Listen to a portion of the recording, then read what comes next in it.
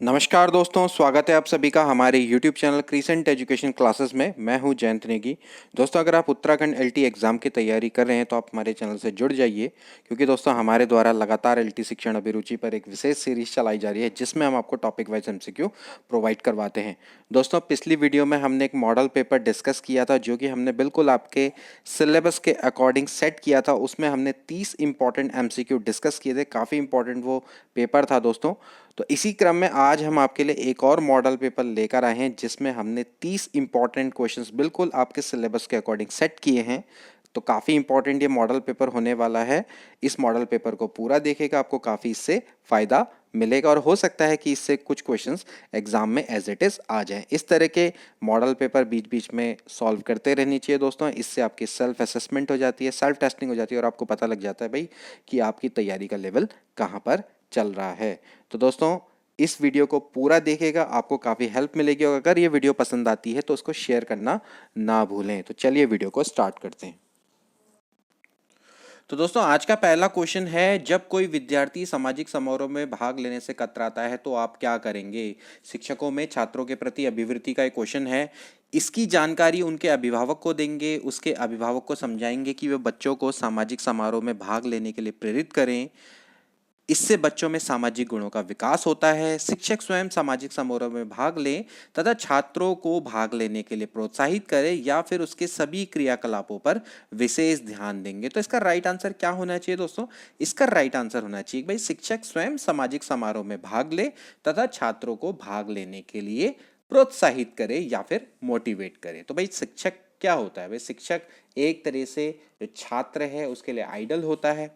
तो भाई अगर जब शिक्षक स्वयं एक एग्जाम्पल सेट करेगा कि भाई सामाजिक समारोह में भाग लेगा, तो उससे क्या होगा कि जो छात्र हैं वो भी आपके क्या होंगे, प्रोत्साहित होंगे। उनको भी अभी प्रेरणा मिलेगी कि सामाजिक समारोह में भाग लेना चाहिए और उससे डेफिनेटली उनमें क्या होगा, सामाजिक गुणों का भी विकास होगा। इसके बाद दोस्तों अगला क्वेश्चन जो कि सामाजिक परिपक्वता पर है। सामूहिक प्रतिनिधित्व का सिद्धांत यानी कि कलेक्टिव रिप्रेजेंटेशन थ्योरी के प्रतिपादक कौन है? काफी अच्छा क्वेश्चन है दोस्तों। कूले, दुर्खिम, मीड या फिर रॉस? तो इसका राइट आंसर है दोस्तों दुर्खिम, एमाइल दुर्खिम इसके प्रतिपादक हैं। कलेक्टिव रिप्रेजेंटेशन थ्योरी ये फ्रांस से रिलेटेड है, ठीक है। और जो सामूहिक प्रतिनिधित्व है वो अवधारणाएं, विचार श्रेणियां और विश्वास हैं जो अलग अलग व्यक्तियों से संबंधित नहीं होती है, बल्कि इसके बजाय ये एक सामाजिक समूह से रिलेटेड होती है, यानी कि सामाजिक सामूहिकता से ही ये क्या होते हैं, प्रोड्यूस होते हैं। ये इनका मानना है। तो सामूहिक प्रतिनिधित्व का जो सिद्धांत है वो दोस्तों एमाइल दुर्खिम के द्वारा, कई जगह पे एमाइल हो सकता है लिखा हुआ, एमाइल दुर्खिम या ई दुर्खिम भी हो सकता है, इसके प्रतिपादक ये हैं, ठीक है। इसके बाद नेक्स्ट क्वेश्चन, आप शिक्षा में गिरावट का मुख्य कारण किसे मानते हैं? भाई शिक्षा के प्रति अभिवृत्ति, ठीक है। शिक्षा के व्यवसायीकरण को, शिक्षा विभाग की गलत नीतियों को, भ्रष्ट शिक्षा अधिकारियों को या फिर बी और सी दोनों? तो क्या होना चाहिए इसका राइट आंसर दोस्तों? इसका राइट आंसर होना चाहिए बी और सी दोनों, यानी कि शिक्षा विभाग की गलत नीतियां और भ्रष्ट शिक्षा अधिकारी, इनको मानना चाहिए कि जिसके कारण शिक्षा में गिरावट आई, यानी कि शिक्षा की गुणवत्ता में गिरावट आई है। जो शिक्षा का व्यवसायीकरण है, इससे क्या हुआ है दोस्तों कि ऑफकोर्स जो शिक्षा है वो आपकी फ्री नहीं रहेगी, यानी कि उसका कमर्शलाइजेशन हो गया, यानी कि आपको पैसों में मिल रही है, लेकिन उससे गुणवत्ता में गिरावट तो नहीं आती। उससे देखा जाए तो कंपटीशन बढ़ता है तो क्वालिटी में सुधार ही होता है, ठीक है। तो यहाँ पर जो शिक्षा का व्यवसायीकरण है उससे शिक्षा की गुणवत्ता में तो गिरावट नहीं आएगी, लेकिन जो शिक्षा विभाग की गलत नीतियां होंगी और भ्रष्ट शिक्षा अधिकारी हैं, इनके कारण से दोस्तों ऑफकोर्स एजुकेशन की क्वालिटी में गिरावट आती है। इसके बाद अगला क्वेश्चन दोस्तों जो कि आपका शैक्षिक अनुप्रयोग एवं नवाचार से संबंधित है। शीघ्र प्रतिवादित विद्या वाहिनी परियोजना संबंधित है। काफी अच्छा क्वेश्चन है दोस्तों। विद्यालय कंप्यूटराइजेशन कार्यक्रम, सामूहिक शिक्षण से संबंधित दूरदर्शन कार्यक्रम, ग्रामीण क्षेत्रों में पुस्तकालय की स्थापना या फिर इनमें से कोई नहीं? तो इसका राइट आंसर है दोस्तों विद्यालय कंप्यूटराइजेशन कार्यक्रम, ठीक है। जो विद्या वाहिनी परियोजना है वो कंप्यूटर शिक्षा और सूचना प्रौद्योगिकी पर बल देती है और ये किससे रिलेटेड है? विद्यालय कंप्यूटराइजेशन कार्यक्रम से रिलेटेड है। इसमें एक ई विद्या वाहिनी ऐप भी बनाई गई है, ठीक है। काफी राज्यों में संचालित की गई है, तो बहुत इंपॉर्टेंट है, आ सकता है क्वेश्चन। इसके बाद दोस्तों अगला क्वेश्चन जो कि आपका शिक्षण व्यवसाय से संबंधित है, व्यावसायिक प्रतिबद्धता, ट्यूशन या अन्य किसी प्रकार की कोचिंग के संबंध में आपकी क्या राय है? आपकी राय बता दीजिए क्या होगी। इससे अध्यापक अध्ययनशील रहता है और उसका ज्ञान बढ़ता है। यह अध्यापक की गरिमा को बहुत गिरा देता है। इससे छात्रों को स्व अध्ययन के लिए अवसर नहीं मिलता और ना ही वो गृह कार्य कर पाते हैं। बी और सी दोनों। तो इसका राइट आंसर ऑफ कोर्स क्या होगा? बी और सी दोनों होंगे कि यह अध्यापक की गरिमा को बहुत गिरा देता है और इससे छात्रों को स्व अध्ययन के लिए अवसर नहीं मिलता और ना ही वो गृह कार्य कर पाते हैं। ठीक है, तो इसका राइट आंसर यही है। ठीक है, अब आपको जैसे पता ही है कि भाई मनोवैज्ञानिक में तो हम ज़्यादातर सैद्धांतिक बातों का ज़्यादा हम प्रयोग करते हैं, व्यवहारिक का चाहे उसका लेना देना चाहे उससे ना हो, लेकिन यहाँ पर सैद्धांतिक तौर पे तो यही मानेंगे कि अध्यापक की गरिमा को बहुत गिरा देता है और इससे छात्रों को स्व अध्ययन के लिए अवसर नहीं मिलता और ना ही वो गृह कार्य अच्छे से कर पाते हैं। इसके बाद अगला क्वेश्चन दोस्तों जो कि फिर से शिक्षण व्यवसाय से संबंधित है। शिक्षण व्यवसाय अपनाने हेतु तैयारी करने के लिए सर्वप्रथम किसी व्यक्ति के अंदर निम्न में से किन बातों का होना आवश्यक है? ठीक है, किन बातों का अवसर आपके लिए होना आवश्यक है जब आप क्या कर रहे हैं, शिक्षण व्यवसाय को अपनाने की तैयारी कर रहे हैं? तो समाज में यश प्राप्त करने की अभिलाषा, सकारात्मक शिक्षण अभिवृत्ति एवं अभियोग्यता, व्यक्ति का कम वेतन एवं कम सुविधाओं पर भी काम करने के लिए तैयार होना, या फिर उपरोक्त सभी। तो क्या इसका राइट आंसर होना चाहिए दोस्तों? इसका राइट आंसर होना चाहिए ऑफ कोर्स सकारात्मक शिक्षण अभिवृत्ति एवं अभियोग्यता। ठीक है ना, तो अगर आप शिक्षण व्यवसाय अपनाने हेतु तैयारी कर रहे हैं तो सबसे पहले आप अपना जो शिक्षण के प्रति अभिवृत्ति है और अभियोग्यता है वो आपकी पॉजिटिव होनी चाहिए। ठीक है ना, यानी कि आपका एटीट्यूड, एप्टीट्यूड, ठीक है, और जो आपकी अभियोग्यता है ये सभी दोस्तों आपकी क्या होनी चाहिए? एकदम कह सकते हैं पॉजिटिव वे में होनी चाहिए, सकारात्मक होनी चाहिए। ठीक है, तभी जाके आप शिक्षण व्यवसाय की तैयारी कर पाएंगे या अपने आप को तैयार कर पाएंगे। ओके, इसके बाद दोस्तों अगला क्वेश्चन जो कि सामाजिक परिपक्वता पर है। सामाजिक परिपक्वता निम्न में से किसके द्वारा प्रदर्शित होती है? सामाजिक आवश्यकताओं की पूर्ति में सक्षम होना, व्यक्ति के जीवन उद्देश्यों यानी आवश्यकताओं तथा सामाजिक मान्यताओं के बीच में संतुलन, उत्तम सामाजिक समायोजन, या फिर सबको भाने वाला सामाजिक व्यवहार। तो भाई सामाजिक परिपक्वता निम्न में से किसके द्वारा प्रदर्शित होगी? देखिए दोस्तों इसका राइट आंसर है व्यक्ति के जीवन उद्देश्य तथा सामाजिक मान्यताओं के बीच में संतुलन।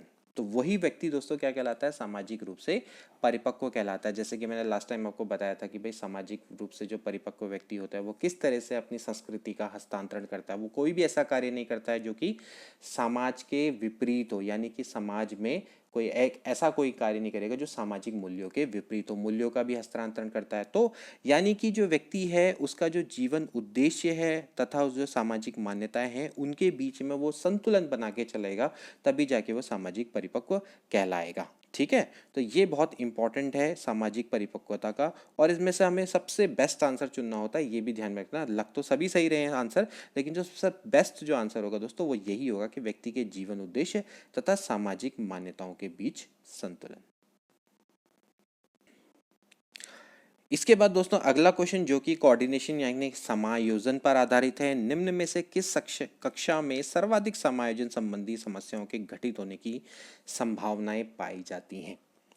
तो बताइए इसका राइट आंसर क्या हो सकता है? पूर्व प्राथमिक विद्यालय, कक्षा 4 और 5 में, प्राथमिक विद्यालय में, या फिर जूनियर हाई स्कूल में। तो इसका राइट आंसर क्या होना चाहिए दोस्तों? इसका राइट आंसर है जूनियर हाई स्कूल में। ठीक है, तो सर्वाधिक समायोजन संबंधी समस्याएं पाई जाती हैं जूनियर हाई स्कूल में, क्योंकि जूनियर हाई स्कूल में जो बच्चे होते हैं वो कौन सी अवस्था में होते हैं दोस्तों? वो होते हैं किशोरावस्था में। ठीक है ना, और आपको किशोरावस्था के बारे में तो अच्छे से पता ही है, ठीक, कि वहाँ पर सबसे ज़्यादा समायोजन संबंधी प्रॉब्लम होती है और किस तरीके से दोस्तों बच्चों में चेंजेस आते हैं। ठीक है ना, तो सबसे ज़्यादा जो समायोजन का हम कह सकते हैं समस्या या संभावना पाई जाती है वो किशोरावस्था के दौरान पाई जाती है जूनियर हाई स्कूल में। एट द सेम टाइम देखिए ना सिर्फ उनमें शारीरिक रूप से परिवर्तन आते हैं, संवेगात्मक रूप से परिवर्तन आते हैं, इसके अलावा देखिए सिलेबस भी कहीं ना कहीं आपका चेंज होता है, क्योंकि जब आप छोटे होते हैं तो आपने देखा होगा कि आपका सिलेबस कितना कम होता है। ठीक है, लेकिन जैसे ही आप दोस्तों अगर 9th और 10th में जाते हैं तो आपका सिलेबस बहुत अच्छे से चेंज हो जाता है, मतलब जो लेवल होता है वो एकदम से ड्रास्टिकली चेंज हो जाता है। और आप 10th से जब 11th में जाते हो तो आपका बिल्कुल चेंज हो जाता है। तो बहुत सारी चीज़ें होती है जिनमें समायोजन करने में आपको दिक्कत आती है, ठीक। तो इसलिए क्या होता है कि भाई जूनियर हाई स्कूल, ठीक है, वहाँ पर आपकी क्या होती है, समायोजन संबंधी समस्याओं की सबसे ज़्यादा समस्याएं आती हैं, ठीक है। तो ये आपने ध्यान में रखना है। इसके बाद दोस्तों अगला क्वेश्चन जो कि संप्रेषण पर आधारित है। देखिए, प्राथमिक स्तर पर शिक्षण की व्याख्यान तकनीक को निम्नलिखित में से सर्वोत्तम माना जाता है, ठीक है। तो व्याख्यान टेक्निक है, इसको आप कहाँ पर सर्वोत्तम मानेंगे, ठीक।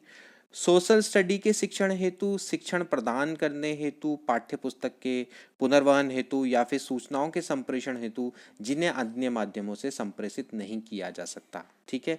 वैसे देखा जाए तो ये शिक्षण विधि और प्रविधि का भी क्वेश्चन है। तो इस तरह से दोस्तों मिक्स होते हैं क्वेश्चन आपस में ना। तो यहाँ पर देखा जाए तो अभी देखा जाए तो ये शिक्षण विधि एवं प्रविधि का क्वेश्चन है कि आप कौन सी विधि अपनाएंगे। तो व्याख्यान जो तकनीक है इसका प्रयोग दोस्तों कहाँ पर हो सकता है, ये उन सूचनाओं के संप्रेषण हेतु प्रयोग हो सकता है जिनको आप अन्य माध्यम से संप्रेषित नहीं कर सकते हैं, ठीक है। तो वहां पर आप दोस्तों क्या है, व्याख्यान टेक्निक का प्रयोग करेंगे। व्याख्यान टेक्निक का प्रयोग वैसे दोस्तों क्या किया जाता है, हायर कक्षाओं में किया जाता है, जैसे उच्च कक्षाओं में लाइक 11th 12th या उससे ऊपर में ज़्यादातर व्याख्यान टेक्निक का प्रयोग किया जाता है। क्योंकि व्याख्यान टेक्निक का फायदा वहाँ पर क्या है, क्योंकि सिलेबस बहुत ज़्यादा होता है। तो वहाँ पर क्या होता है कि भाई आपको व्याख्यान की मदद से आप क्या कर सकते हैं, जल्दी जल्दी अपने सिलेबस को कवर कर सकते हैं और अच्छे तरीके से बच्चों को पढ़ा भी सकते हैं, ठीक है। जैसे कि हम लोग क्या कर रहे हैं, व्याख्यान ही तो कर रहे हैं ना। लेकिन अब जैसे छोटे बच्चे होते हैं तो उनको समझाने के लिए आप क्या करते हैं, श्रव्य दृश्य सामग्री का प्रयोग करते हैं। वहाँ पर कई सारी विधियाँ होती हैं, ठीक है, जो बच्चों के लिए होती हैं। तो भाई अब उन विधियाँ के मदद से अगर कुछ नहीं हो पा रहा है तो फिर आपको एट लास्ट कहाँ पर आना पड़ता है, व्याख्यान तकनीक पर ही आना पड़ता है।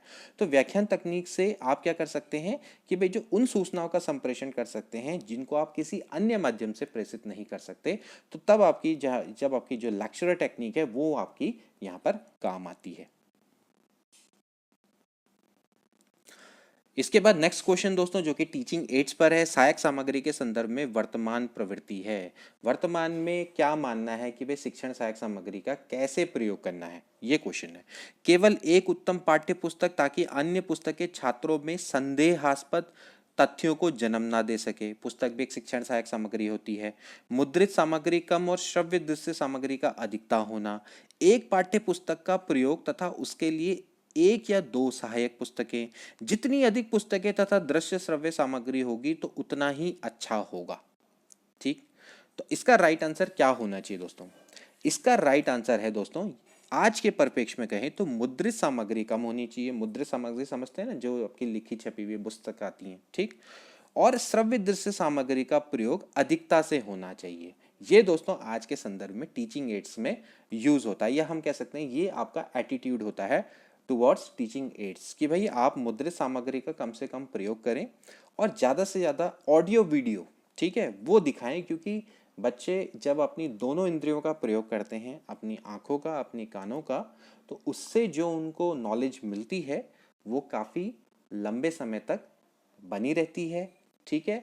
और हम वो कह सकते हैं कि भाई उसका वो आगे जाके प्रयोग भी कर सकते हैं और उनको आसानी से वो चीज़ें समझ में आ जाती हैं।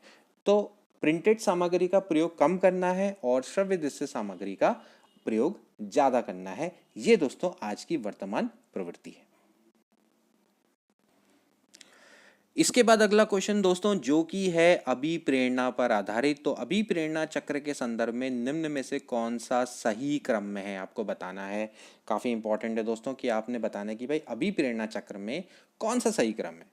तो इसमें आप देख लीजिए, उत्तेजना, प्रबल प्रेरणा, आवश्यकता, उपलब्धि, लक्ष्य उन्मुखी व्यवहार, फिर उत्तेजना में कमी, ठीक। तो आप इसको थोड़ा दिमाग से भी लगा सकते हैं दोस्तों। सबसे पहले क्या होगी दोस्तों, सबसे पहले होगी आवश्यकता। क्योंकि देखिए कोई भी चीज़ है, आवश्यकता से ही हर चीज़ स्टार्ट होती है। जब आपको कोई चीज़ की आवश्यकता है तभी तो आप आगे कार्य करते हैं ना। तो भाई आवश्यकता ही हम कह सकते हैं सभी चीज़ों को जन्म देती है। तो भाई आवश्यकता होगी। फिर उसके बाद क्या होगी दोस्तों, प्रबल प्रेरणा, ठीक है। कोई ना कोई आपको प्रेरणा की जरूरत होगी, ठीक है। जैसे अगर आपको भाई आपके शरीर को भूख लगी तो शरीर को आपको क्या है, फूड की आवश्यकता है।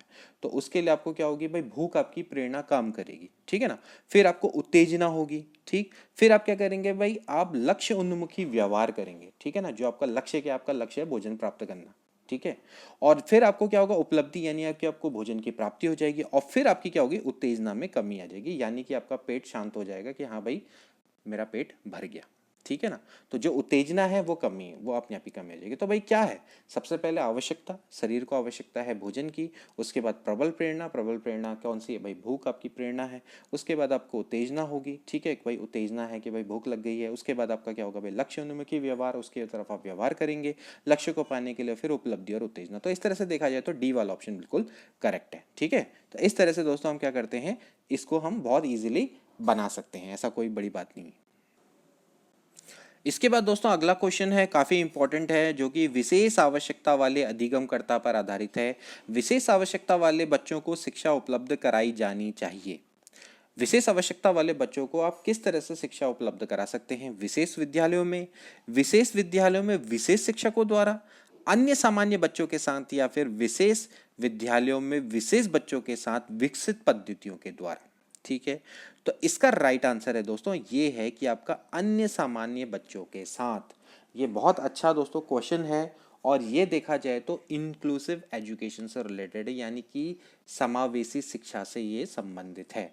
तो वो समावेशी शिक्षा का सिद्धांत दोस्तों यही कहता है कि जो विशेष आवश्यकता वाले बच्चे हैं उनको भी आप शिक्षा सामान्य बच्चों के साथ ही उपलब्ध कराइए, और इस तरह से उपलब्ध कराइए कि उनको पता भी ना चले कि भाई वो आपके विशेष आवश्यकता वाले बच्चे हैं, ताकि वो सामान्य बच्चों के संग्रह के सामान्य तरह से बड़े हों और उनमें हीन भावना की प्रवृत्ति ना आए। ये इनका दोस्तों एक तरह से मानना है। तो इंक्लूसिव एजुकेशन यही कहती है कि आप अन्य सामान्य बच्चों के संग उनके सामान्य तरह का उनके संग व्यवहार करें, ठीक है। शिक्षकों से अपेक्षा की जाती है। तो भाई विशेष आवश्यकता वाले बच्चे हैं, उनको किस तरह की शिक्षा उपलब्ध कराई जानी चाहिए, अन्य सामान्य बच्चों के संग उपलब्ध कराई जानी चाहिए। इसके बाद अगला क्वेश्चन दोस्तों, वातावरण के संग सामान्य एवं स्थायी समायोजन ही व्यक्तित्व है, इस परिभाषा को लिखा है। बहुत अच्छी डेफिनेशन है। वातावरण के संग सामान्य और स्थायी समायोजन यानी कि एडेप्शन को ही पर्सनालिटी बोला जाता है। पर्सनालिटी का क्वेश्चन है, किसके द्वारा डेफिनेशन दी गई, आल्पोर्ट, वैलेंटाइन, गेट्स और बोरिंग। तो इसका राइट आंसर है दोस्तों बोरिंग। तो बोरिंग के द्वारा ये डेफिनेशन दी गई है, ठीक है। तो यहाँ पर आल्पोर्ट की डेफिनेशन भी कुछ इसी तरह से है, लेकिन थोड़ा डिफरेंट है। वहां पर अपूर्व समायोजन की बात होती है, तो यहाँ पर भी थोड़ा कभी कभार कंफ्यूजन हो जाता है। तो बोरिंग इसका राइट आंसर, और काफी अच्छी डेफिनेशन है, इसको आपने ध्यान में रखना है। इसके बाद दोस्तों अगला क्वेश्चन, बच्चों को पढ़ाने की एक विधि है सरल से जटिल की ओर, नीचे लिखे उदाहरणों में से आपको इस विधि का उदाहरण बताना है। आपको शिक्षण के से रिलेटेड है, शिक्षण सूत्र से रिलेटेड है दोस्तों क्वेश्चन ये। तो आप बताना है कि भाई सरल से जटिल की ओर कौन सी प्रक्रिया हो सकती है। सूर्य एक तारा है जो हमें प्रकाश और गर्मी देता है, ठीक। क्या ये सरल से जटिल की ओर है? बिल्कुल गलत। सूर्य एक तारा है और हमें प्रकाश और गर्मी देता है, तो ये कहीं से कहीं तक सरल से जटिल की ओर नहीं है। इसके बाद अगला, गाय, बकरी, ऊंट, कुत्ते सभी की चार चार टांगे होती हैं, चार टांगे वाले पशुओं को चौपाया कहते हैं। बिल्कुल सही। ये आपका देखा जाए तो सरल से जटिल की ओर है। जो पशु मांस नहीं खाते उनको शाकाहारी कहते हैं। चौपाइयों की दुम होती है, इसलिए गाय की भी दुम होती है। ये दोस्तों सरल से जटिल की ओर को नहीं है। तो बी वाला ऑप्शन बिल्कुल करेक्ट है दोस्तों, कि आपने बिल्कुल सरलता से बताया कि एक गाय, बकरी, ऊंट, कुत्ते जिनकी सभी की चार चार टांगे होती हैं और चार टांगों वाले पशुओं को चौपाया कहते हैं। तो ये काफ़ी सिंपल वे में आप बता रहे हैं, सरल से आप कॉम्प्लेक्स की ओर को ले जा रहे हैं, ठीक। जबकि सूर्य एक तारा है जो ऑलरेडी बच्चों के लिए कॉम्प्लेक्स चीज़ है, और फिर आप बता रहे हैं कि वो आपको प्रकाश और गर्मी देता है। तो ये दोस्तों आपकी एक तरीके से सरल से जटिल की ओर को शिक्षण सूत्र नहीं है, या फिर ये विधि के अंतर्गत नहीं आता। इसी तरह से ये भी नहीं आते हैं। इसके बाद दोस्तों अगला क्वेश्चन काफी इंपॉर्टेंट, निम्नलिखित में से कौन सा एक विकासात्मक विकार का उदाहरण नहीं है। विकासात्मक विकार का उदाहरण नहीं है कि जब बच्चा आपका बड़ा होता है तो उसमें अपने आप ही वो विकार आ जाते हैं, ठीक है। शारीरिक रूप से कोई भी कमी हो सकती है। तो इसमें देखिए दोस्तों, जैसे पहला है पोस्ट ट्रोमैटिक स्ट्रेस यानी पर अभिघातज तनाव, न्यून अवधान सक्रिय विकार यानी attention deficit hyper activity disorder, इसके बाद आत्मविभो यानी कि ऑटिज्म, और प्रमस्तिष्क घात यानी कि जिसको हम काफ़ी इंपॉर्टेंट जानते हैं सेरेब्रल पॉल्सी, ठीक। तो इसमें दोस्तों ये जो तीन हैं नीचे के, ये दोस्तों आपके विकासात्मक विकार हैं, ठीक है। जबकि ये आपका दोस्तों क्या है कि विकासात्मक विकार से कोई भी इसका संबंध नहीं है। ठीक है ना। विकासात्मक विकार आप समझ गए होंगे कि भाई आपके जब आपका डेवलप होता है तो बच्चों में क्या होता है कि भाई कोई कमी आ जाती है, कोई विकार आ जाता है, ठीक है। तो ये स्वयं हो जाते हैं। लेकिन जैसे आपका जैसे पर अभिघात तनाव या फिर पोस्ट ट्रॉमेटिक स्ट्रेस है, तो भाई कोई आपका होता क्या है कि जैसे कोई भयानक घटना हो गई तो उसका अनुभव करने या उससे गुजरने के बाद भाई आप सही सामान्य स्थिति में नहीं आ पाते काफ़ी लंबे समय तक, ठीक है। तो उसको हम बोलते हैं पोस्ट ट्रॉमेटिक स्ट्रेस, ठीक है। तो इसका विकास से कोई संबंध नहीं है कि भाई आप मतलब बड़े हो रहे हैं और आप में लगातार एकदम से कोई विकार आ गया, ठीक है। तो ऐसा हो सकता है कि भाई ऐसी स्थिति कई महीनों वर्षों तक चल सकती है, ठीक। तो भाई इसी सीधी बात है कि भाई आपको कोई भयानक घटना हुई, उसका अनुभव किया आपने और उसके बाद आपको उस सामान्य स्थिति में आने में कुछ समय लग गया, तो आप यानी है पोस्ट ट्रॉमेटिक स्ट्रेस के शिकार है, ठीक है, ये माना जाता है, ठीक। तो ये विकासात्मक विकार के अंतर्गत नहीं आता है, ये आप को अच्छे से समझ में आ गया होगा। इसके बाद अगला क्वेश्चन दोस्तों, निम्न में से कौन सा परीक्षण हार्वर्ड गार्डनर के बहुविध बुद्धि सिद्धांत का समर्थन करता है। बुद्धि से रिलेटेड एक क्वेश्चन है। मस्तिष्क के एक भाग में हुई क्षति केवल किसी एक विशिष्ट योग्यता को प्रभावित करती है, ना कि संपूर्ण को। बुद्धि विश्लेषणात्मक, सृजनात्मक और व्यवहारात्मक बुद्धियों की अंतर क्रिया है। भिन्न बुद्धियां अपने स्वरूप में पदानुक्रमात्मक है। अनुदेशन के प्रारूप का निर्माण करते समय अध्यापक को किसी एक विशिष्ट शैक्षिक नवाचार के सिद्धांत का अनुपालन करना चाहिए। तो इसका राइट आंसर क्या है दोस्तों, जैसे कि हमने बताया था कि भाई हार्वर्ड गार्डनर का जो बहुबुद्धि सिद्धांत है वो कितना इंपॉर्टेंट है। तो बहुविध बुद्धि सिद्धांत हमने दोस्तों आपको बताया था कि भाई उसमें क्या होता था। इसमें हार्वर्ड गार्डनर ने क्या बताया था दोस्तों कि आपकी जो बुद्धि है वो मल्टी डायमेंशनल है, ठीक है ना। और हमने बताया था कि वो एक कारक पर डिपेंड नहीं करती है। और उन्होंने दोस्तों एक तरह से 7 बुद्धियों का वर्णन किया था स्टार्टिंग में, और उसके बाद उन्होंने क्या कर दी भाई 9 बुद्धियां, ठीक। तो इससे अगर आप इन चारों स्टेटमेंट को देखें दोस्तों तो आपका पहला वाला इनएप्रोप्रिएट है, ठीक है। लेकिन जो बी वाला है दोस्तों वो बिल्कुल सही है कि भाई बुद्धि विश्लेषणात्मक, सृजनात्मक एवं व्यवहारिक बुद्धियों की अंतरक्रिया है। ये बिल्कुल सही बैठता है, ठीक है ना। क्योंकि दोस्तों उनके द्वारा लगातार कई तरह की बुद्धियां बताई गई थी, जैसे कि उनके द्वारा गतिक बुद्धि का वर्णन किया गया, ठीक है। उसके बाद संगीत बुद्धि थी, ठीक है, अंतःक्रिया बुद्धि, अंतरक्रिया बुद्धि, तो अलग अलग टाइप की जो बुद्धियां बताई थी तो वो सभी आ जाती हैं। कि कुछ बुद्धियां आपकी क्या है, व्यवहारिक हैं, ठीक है। जैसे कि भाई अगर कोई बंदा संगीत पसंद करता है तो भाई उसके लिए आपकी संगीतिक बुद्धि है, ठीक है, या फिर आपकी गतिक बुद्धि है। फिर सृजनात्मक यानी कि क्रिएटिव इंटेलिजेंस वाली बुद्धियां थी उसमें। और फिर उसके बाद विश्लेषणात्मक बुद्धियां भी थी। तो एक तरीके से बुद्धि को उन्होंने विश्लेषणात्मक, सृजनात्मक और व्यवहारिक बुद्धियों की अंतरक्रिया, जैसे अगर आप देखें तो 9 टाइप की जो बुद्धियां हैं तो उसमें कुछ बुद्धियां विश्लेषणात्मक हैं, कुछ सृजनात्मक है और कुछ व्यवहारात्मक है। तो ये एकदम स्टेटमेंट है जो कि इसको सपोर्ट करता है, ठीक है। तो ये आपने ध्यान में रखना है, ठीक है दोस्तों। इसके बाद दोस्तों अगला क्वेश्चन, संज्ञानात्मक प्रशिक्षुता तथा शैक्षिक संवाद, ठीक। अधिगम को एक सामाजिक गतिविधि के रूप में ग्रहण करते हैं, आगमनात्मक तार्किकता के अनुप्रयोग पर आधारित हैं, पाठ्य सामग्री के सुव्यवस्थित संगठन पर बल देते हैं, या फिर कुशलता की प्राप्ति हेतु व्यवहारिक प्रशिक्षण की आवश्यकता पर बल देते हैं। तो इसका राइट आंसर क्या होना चाहिए दोस्तों, जब आप संज्ञानात्मक प्रशिक्षुता, ठीक है, यानी कि आप ट्रेनिंग ले रहे हैं कॉग्निटिव, तथा शैक्षिक संवाद यानी कि एजुकेशनल डिबेट है, तो इससे क्या होता है दोस्तों, इससे आपकी कुशलता की प्राप्ति हेतु व्यावहारिक प्रशिक्षण की आवश्यकता पर बल देते हैं। यानी कि अगर आपने कोई कौशल को प्राप्त करना है तो उसमें आपका जो व्यवहारिक प्रशिक्षण है उसकी आवश्यकता पर ये बल देते हैं। जो आप एजुकेशनल डिबेट करते हैं, ठीक है, या फिर ट्रेनिंग लेते हैं, आपकी जो आप ट्रेनिंग लेते हैं कॉग्निटिव टाइप की, तो वो आपकी दोस्तों क्या करती हैं, जो आपकी कुशलता है, जो भी आपने शिक्षण कौशलों को अर्जित करना है, तो उसके लिए आपके व्यवहारिक प्रशिक्षण की आवश्यकता पर ये लोग बल देते हैं। इसके बाद अगला क्वेश्चन दोस्तों जो कि फिर से बुद्धि पर आधारित है, हार्वर्ड गार्डनर का बुद्धि सिद्धांत पर बल देता है। शिक्षार्थियों के अनुबंधित कौशलों, कंडीशनिंग स्किल्स, सामान्य बुद्धि यानी कि जनरल इंटेलिजेंस, विद्यालय में आवश्यक समान योग्यताओं यानी कि कॉमन एबिलिटीज, या फिर प्रत्येक व्यक्ति की विलक्षण योग्यताओं यानी कि यूनिक एबिलिटीज। तो इसका राइट आंसर क्या होना चाहिए दोस्तों, इसका राइट आंसर होना चाहिए प्रत्येक व्यक्ति की विलक्षण योग्यताओं पर ये बल देता है। जैसा कि मैंने आपको बताया था कि इन्होंने बुद्धि के 7 टाइप्स बताए थे, फिर 9 टाइप्स इन्होंने बताए हैं। तो इन्होंने बताया है कि भाई प्रत्येक व्यक्ति में क्या होता है, विलक्षण योग्यताएं होती हैं। वो उसके कारण क्या है, उसका कारण क्या है कि जो सभी व्यक्ति में आपकी क्या होती है, भिन्न भिन्न प्रकार की बुद्धियां होती हैं, और वो विलक्षण योग्यताएं उनमें क्योंकि उस टाइप की बुद्धि है तो उसके कारण वो पैदा होती हैं। तो यानी कि यूनिक एबिलिटीज बहुत इसका इंपॉर्टेंट और एप्रोप्रिएट आंसर है। इसके बाद दोस्तों अगला क्वेश्चन जो कि सतत एवं व्यापक मूल्यांकन से है। सतत एवं व्यापक मूल्यांकन से तात्पर्य है नियमित रूप से मासिक परीक्षा लेना, सीखने की प्रक्रिया के दौरान शैक्षिक एवं सहशैक्षिक क्षेत्रों को नियमित रूप से आकलित करना, नियमित रूप से गतिविधियां कक्षा में आयोजित करना, अंक या ग्रेड प्रदान करना। तो क्या है दोस्तों सतत एवं व्यापक मूल्यांकन?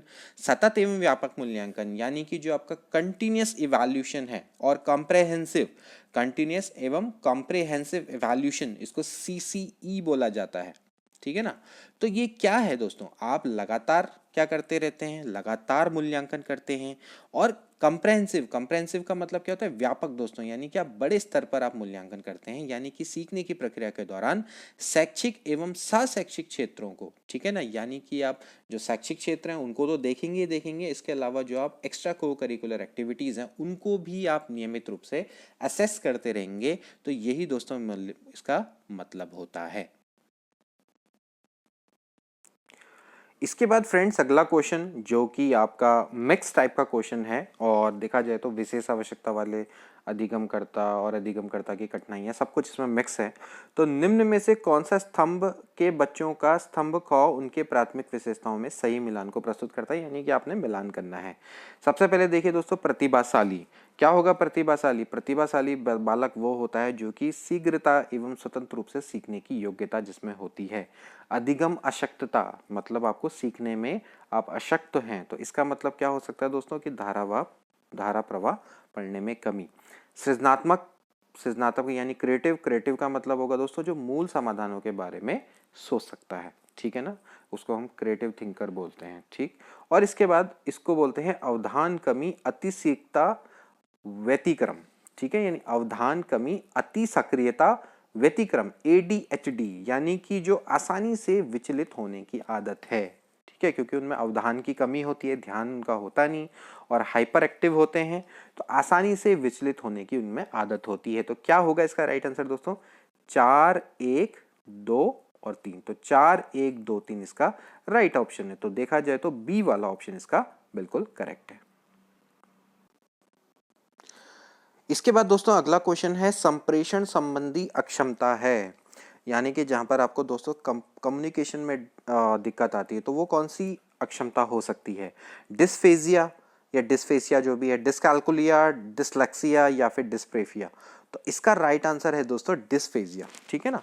तो जैसे दोस्तों आपके मौखिक रूप से जब आपको सीखने में अक्षमता होती है, हम कह सकते हैं जब आपकी लैंग्वेज डिसऑर्डर होता है, तो यहाँ पर आपकी क्या होती है, डिस्फेजिया उसको बोला जाता है, ठीक है। तो यहाँ पर आप संप्रेषण संबंधी अक्षमता ऑफ कोर्स क्या हो जाएगी दोस्तों, वो डिस्फेजिया हो जाएगी, जहाँ पर आपको लैंग्वेज में दिक्कत आएगी, यानी कि आपकी मौखिक रूप से सीखने में अक्षमता होगी तो उसको डिस्फेजिया बोलेंगे। डिस्कैल्कुलिया तो आपको पता ही होगा दोस्तों कि ये क्या आपकी गणित संबंधी समस्या है, और डिसलेक्सिया जो कि बहुत फेमस है, जो कि दोस्तों आपकी होती है पढ़ने संबंधी अक्षमता, जिसको हम डिसलेक्सिया से बोलते हैं। इसके बाद दोस्तों अगला क्वेश्चन जो कि काफी इंपॉर्टेंट है, शिक्षण एवं अधिगम से संबंधित है। गैने निम्न में से किससे संबंधित हैं? गैगने, ठीक है ना। तो गैगने किससे संबंधित है? अधिगम का श्रेणीकरण, अधिगम के सिद्धांत, अधिगम का मूल्यांकन या फिर अधिगम का प्रबंधन। तो ये दोस्तों किससे संबंधित हैं? ये हैं अधिगम के श्रेणीकरण से संबंधित हैं। इन्होंने अपनी पुस्तक लिखी थी जिसका नाम था द कंडीशन ऑफ लर्निंग, जो आपको बताया था, उसमें इन्होंने सीखने के मूल 8 प्रकार का वर्णन किया है। तो ये जो 8 प्रकार है दोस्तों, इन्होंने सभी को श्रेणी में रखा है, श्रृंखलाबद्ध क्रम में रखा है, ठीक है ना। तो ये काफी इंपॉर्टेंट है दोस्तों। उसमें सबसे ऊपर क्या था? समस्या समाधान सीखना, और सबसे नीचे क्या था? सांकेतिक सीखना है। मैंने आपको बताया है अपनी पिछली वीडियो में, आप चाहे तो देख सकते हैं, ठीक है। अधिगम के सिद्धांत और अवधारणा में मैंने आपको बताया था ये सब चीजें, ठीक है। अधिगम, शिक्षण अधिगम, और आपका जो पठार वाली वीडियो है उसमें सब बताया गया आपको। इसके बाद दोस्तों अगला क्वेश्चन जो कि शिक्षण सहायक सामग्री पर आधारित है। मीडिया का एक उदाहरण जो अधिगमकर्ता को प्रत्यक्ष प्रस्तुतिकरण के द्वारा अधिगम में सहायक होगा। तो मीडिया का एक ऐसा उदाहरण जो आपके अधिगमकर्ता को प्रत्यक्ष प्रस्तुतिकरण के द्वारा अधिगम में सहायक होगा, कौन सा होगा बताइए? शैक्षिक टेलीविजन, शैक्षिक प्रसारण, ओवरहेड प्रोजेक्टर या फिर टेलीफोन। तो क्या होना चाहिए इसका राइट आंसर दोस्तों? जो आपको प्रत्यक्ष प्रस्तुतिकरण के द्वारा अधिगम में सहायक होगा। तो कौन सा होगा दोस्तों? शैक्षिक टेलीविजन ऑफ कोर्स, ठीक है ना। तो ये मीडिया का उदाहरण है, इसके द्वारा दोस्तों आप क्या कर सकते हैं, अधिगम में ये सबसे ज्यादा दोस्तों प्रत्यक्ष प्रस्तुतिकरण यानी कि आपका जब डायरेक्ट प्रेजेंटेशन करते हैं तो वहां पर आपका शैक्षिक टेलीविजन एक बहुत उपयोगी साधन सिद्ध हो सकता है, क्योंकि दोस्तों क्या एक ऑडियो वीडियो एड है जो कि काफी सहायक होता है सीखने में। इसके बाद दोस्तों अगला क्वेश्चन है जो कि क्रियात्मक अनुसंधान से संबंधित है। क्रियात्मक अनुसंधान का द्वितीय सोपान है, यानी कि उसका जो सेकंड स्टेप है। एंडरसन के द्वारा दोस्तों इसके 7 सोपान बताए गए हैं। आप मेरी क्रियात्मक अनुसंधान वाली वीडियो देख सकते हैं। तो उसमें उन्होंने क्या बताया दोस्तों, ये आपका जो पहला स्टेप है वो क्या था? समस्या का चयन करना। उसके बाद क्या था भाई? कार्यों के लिए प्रस्तावों पर विचार विमर्श। दोस्तों यही इसका क्या है? सेकेंड स्टेप है। इसके बाद नेक्स्ट क्वेश्चन दोस्तों जो कि अधिगम के सिद्धांत पर आधारित है। अब ये आपके लिए बहुत इजी होंगे क्योंकि हमने कितनी वीडियो में इनके बारे में डिस्कस कर लिया और आपके लिए बहुत इजी क्वेश्चन है अब इस समय पर। वैसे अगर नहीं पढ़ा हो तो बहुत टफ क्वेश्चन भी है। अब कई लोग यहाँ पर आएंगे वो कहेंगे कि सर बहुत ही ईजी हो रहे क्वेश्चन ना, तो ऐसा नहीं है दोस्तों, हर क्वेश्चन इंपॉर्टेंट होता है और आपको हर क्वेश्चन को वैल्यू देनी पड़ती है। तो यहाँ पर देखिए, प्रयास एवं त्रुटि का सिद्धांत किससे रिलेटेड है? थॉर्नडाइक से रिलेटेड है ऑफकोर्स। क्रिया प्रसूत का सिद्धांत किससे रिलेटेड है? बीएफ स्किनर से है। शास्त्रीय अनुबंधन का सिद्धांत दोस्तों किससे रिलेटेड है? पावलोव से। और सूज का सिद्धांत यानी अंतर्दृष्टि सिद्धांत, जिसको कि अंतर्दृष्टि सिद्धांत भी बोला जाता है, कोलर से संबंधित है। तो यहाँ पर क्या होना चाहिए दोस्तों? 4 3 1 2। तो 4 3 1 2 यानी कि बी वाला ऑप्शन इसका करेक्ट है। इसके बाद दोस्तों अगला क्वेश्चन है, क्रिया प्रसूत अनुबंधन का दूसरा नाम है अधिगम के सिद्धांत पर है दोस्तों। तो इसका दूसरा नाम क्या है? इसका नाम है दोस्तों नैभित्तिक अनुबंधन भी इसको बोला जाता है। काफी इंपॉर्टेंट है, ऑलरेडी एग्जाम में आ चुका है। इसके बाद दोस्तों अगला क्वेश्चन जो कि क्रियात्मक अनुसंधान पर है। क्रियात्मक अनुसंधान शिक्षा जगत में कब प्रतिष्ठित हुआ? क्रियात्मक अनुसंधान को शिक्षा जगत में प्रतिष्ठित कब हुआ था दोस्तों? ये 1953 में हुआ था। किसके द्वारा किया गया था? स्टीफन एम कोरे। बताया था ना आपको, स्टीफन एम कोरे थे जो कि आपके प्रोफेसर थे अमेरिका की कोलंबिया यूनिवर्सिटी में, ठीक है। इनके द्वारा ये दोस्तों प्रतिष्ठित किया गया था। इन्होंने एक क्रियात्मक अनुसंधान नामक एक बुक लिखी थी 1953 में, तो बहुत इंपॉर्टेंट है। इसके बाद दोस्तों अगला क्वेश्चन है जो कि नेशनल करिकुलम फ्रेमवर्क 2005 राष्ट्रीय पाठ्यचर्या की रूपरेखा पर आधारित है दोस्तों। इसका प्रारंभ रविन्द्रनाथ टैगोर के किस निबंध से होता है? किससे होता है दोस्तों? ये होता है सभ्यता और प्रगति। नेशनल करिकुलम फ्रेमवर्क पर हमने वीडियो बनाई है, आपको पता होना चाहिए इसके बारे में दोस्तों। एनसीईआरटी के द्वारा दोस्तों तैयार किया गया था, ठीक है। अभी तक का नवीनतम दस्तावेज है, चौथे नंबर का ये दोस्तों दस्तावेज है। इससे पहले 3 फ्रेमवर्क इस तरह के आ चुके हैं, ठीक है। विद्यालय में क्या पढ़ाना है, कैसे पढ़ाना है, कौन से सब्जेक्ट पढ़ाने हैं, किस तरीके से पढ़ाने हैं, इसकी ये रूपरेखा देता है, ठीक है। ये आपको पता होना चाहिए। और इसको बनाने के लिए जो कमेटी बनाई गई थी उसके अध्यक्ष कौन थे? प्रोफेसर यशपाल। बहुत सारे क्वेश्चन इससे रिलेटेड हमने कराए हैं, उसमें आपको आप जरूर देखिए उन वीडियोस को, आपको बहुत फायदा मिलेगा और आपको ये क्वेश्चंस बहुत इजी लगेंगे अगर आपने वो वीडियोस देखी होंगी तो। इसके बाद दोस्तों अगला क्वेश्चन जो कि आपका आरटीई पर है, शिक्षा का अधिकार अधिनियम। छात्र शिक्षक अनुपात कक्षा 1 से 5 तक के बारे में निम्न कथनों पर आपने विचार करना है और आपको बताना है कि कौन कौन से सही हैं। 60 बालकों पर 2 अध्यापक, 61 से 90 तक के बालकों पर 3 अध्यापक। देखिए पहला वाला भी सही है, दूसरा वाला भी सही है। तीसरा वाला जो लिखा हुआ है दोस्तों कि आपका 120 से 200 के मध्य छात्रों पर 6 अध्यापक और फिर इसके बाद 91 से 120 तक के छात्रों पर 4 अध्यापक। तो ये वाला तो दोस्तों ठीक है, डी वाला तो सही है, लेकिन जो ई वाला है दोस्तों वो आपका गलत है, ठीक है। ये जो ए बी सी वाला मतलब सी वाला ऑप्शन दोस्तों गलत है और जो ई वाला है वो भी सही कि भाई 200 से अधिक होने पर प्रधान अध्यापक को छोड़कर 1:40 से अधिक नहीं होगा, ये भी दोस्तों सही है, ठीक। देखिए 60 बालकों तक 2 अध्यापक बिल्कुल करेक्ट है। इसके बाद 61 से 90 तक आपके 3 अध्यापक होने चाहिए। 91 से 120 तक 4 अध्यापक होने चाहिए। तो 120 से 200 तक आपके क्या होंगे दोस्तों, 5 अध्यापक होंगे, ठीक है। और जैसे ही 150 से ऊपर हो जाए तो एक प्रिंसिपल भी आ जाएगा यहाँ पर, ठीक है। आपने क्या करना है भाई, 60 बालों तक 2 अध्यापक, 61 से 90 तक 3, 90 से 120 तक 4 और 120 से 200 तक हम कह सकते हैं 5 अध्यापक होंगे। लेकिन जैसे 150 होंगे बालक ज्यादा तो एक प्रिंसिपल भी इसमें ऐड हो जाएगा, ठीक है। तो ये दोस्तों नियम है, थोड़ा बारीकी से आप पढ़ेंगे। आरटी वाली वीडियोस में काफी अच्छे से बता रखा है सारी चीजें। तो देखा जाए तो भाई कौन सा वाला सही होगा, ए वाला ऑप्शन इसका करेक्ट है कि भाई ए बी डी और ई ये करेक्ट है, यानी कथन A B D E correct है। इसके बाद एक और क्वेश्चन दोस्तों जो कि आरटीई पर आधारित है। आरटीई एक्ट की किस धारा में बताया गया कि बच्चे को शारीरिक दंड देना और प्रताड़ित करना मना है। तो दोस्तों ये धारा 17 में बताया गया है कि आप बच्चों को शारीरिक दंड और प्रताड़ित नहीं कर सकते हैं।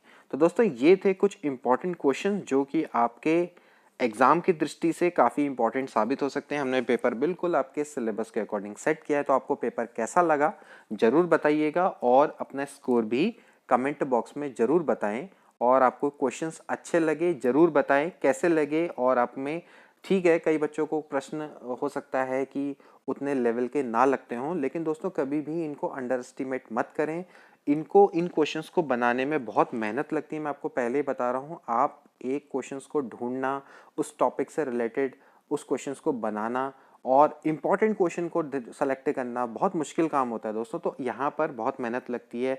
आपको लगता है कि बस इजीली ऐसे ही बना के ले आए, तो इतना समय देखिए मैं आजकल आप देख रहे होंगे कि मेरे रेगुलर वीडियोस भी नहीं आ पा रही है, क्योंकि इन मॉडल पेपर को दोस्तों सेट करने में हमेशा समय लगता है, ठीक है। तो आपको जब भी इस तरह के क्वेश्चन पेपर जैसे मिलते हैं तो आपको तो पूरा एक तरह से आपके सामने पेपर प्रेजेंट होता है, तो आपको लगता है कि बहुत इजी तरीके से सेट किया होगा। लेकिन कभी आप दोस्तों स्वयं सेट करके देखेंगे तो आपको शायद पता लग जाए कि कितना मुश्किल होता है इस तरह के क्वेश्चन पेपर को सेट करना, ठीक है। तो दोस्तों हमारी तरफ से पूरी मेहनत रहती है आपके लिए और आपका भी इसमें सहयोग देना बहुत जरूरी है। कभी कभार आप इस तरह के विचार एकदम से प्रस्तुत कर देते हैं कि बहुत इजी है, ऐसे क्वेश्चन न कहाँ आते हैं। तो ऐसे क्वेश्चन दोस्तों आ सकते हैं, कभी भी इन क्वेश्चंस को हल्के में ना ले और इस तरह के मैं कहूँगा कमेंट कभी भी ना करें, क्योंकि इससे दोस्तों हमें ऐसा लगता है कि हमने कोई कार्य नहीं किया आपके लिए, ठीक है ना। हमेशा कई बच्चों के द्वारा आभार भी व्यक्त किया जाता है, तो मैं उनका तो हमेशा धन्यवाद करूंगा, क्योंकि बहुत अच्छे अच्छे कमेंट लोगों के द्वारा किए जाते हैं। लेकिन कई बच्चों के द्वारा इस तरीके का बर्ताव किया जाता है कि मतलब कि पेपर का लेवल उतना अच्छा नहीं है। तो दोस्तों इस तरह की कभी भी क्रियाएं ना करें। दोस्तों आप आने वाले भावी अध्यापक हैं और आपको दोस्तों दूसरे के कार्य को सपोर्ट करना चाहिए। इस तरह से आप उसको डीमोटिवेट ना करें, ठीक है ना। मैं आपको मोटिवेट कर रहा हूँ, आप मुझे ही डीमोटिवेट कर रहे हैं, ठीक है ना। तो आपका कार्य क्या होना चाहिए, क्योंकि आप भी दोस्तों आगे जाके शिक्षक बनेंगे, तो आपका कार्य हमेशा क्या होना चाहिए, दूसरे को मोटिवेट करने का। अगर किसी ने अच्छा कार्य किया है तो उसको अप्रिशिएट करें। अगर आप अप्रिशिएट ना नहीं कर सकते तो कम से कम डीमोटिवेट ना करें। ये मेरी सलाह रहेगी आपके लिए, ठीक है ना। हालांकि मुझे इतना कोई फर्क नहीं पड़ता, लेकिन फिर भी कुछ कमेंट मुझे ऐसे लगे कि जो मुझे लगे कि यार इतना कार्य करने के बाद भी इनके अंदर ये मतलब इनको इससे इस चीज की शिकायत है, तो वो चीज गलत है दोस्तों। मिलते हैं अगली वीडियो में नए मॉडल पेपर के संग। और हाँ, मैं कुछ और भी अच्छे आपके लिए मतलब जो टॉपिक्स हैं उन पर भी क्वेश्चंस लाते रहूंगा। ऐसा नहीं कि हम सिर्फ मॉडल पेपर ही करें, क्योंकि दोस्तों जब हम बल्क में क्वेश्चंस करते हैं तो वो भी अच्छा रहता है। मॉडल पेपर तो एट द सेम टाइम ठीक है, लेकिन जब हम ये 100 क्वेश्चंस करते हैं किसी एक टॉपिक पर तो उससे भी बहुत फायदा मिलता है। तो इस तरह के भी मैं क्वेश्चंस लेकर आते रहूंगा। और अगर आपको हमारा कार्य पसंद आता है तो शेयर, सब्सक्राइब और लाइक करना ना भूलें। मिलते हैं अगली वीडियो में। Till then take care and good bye.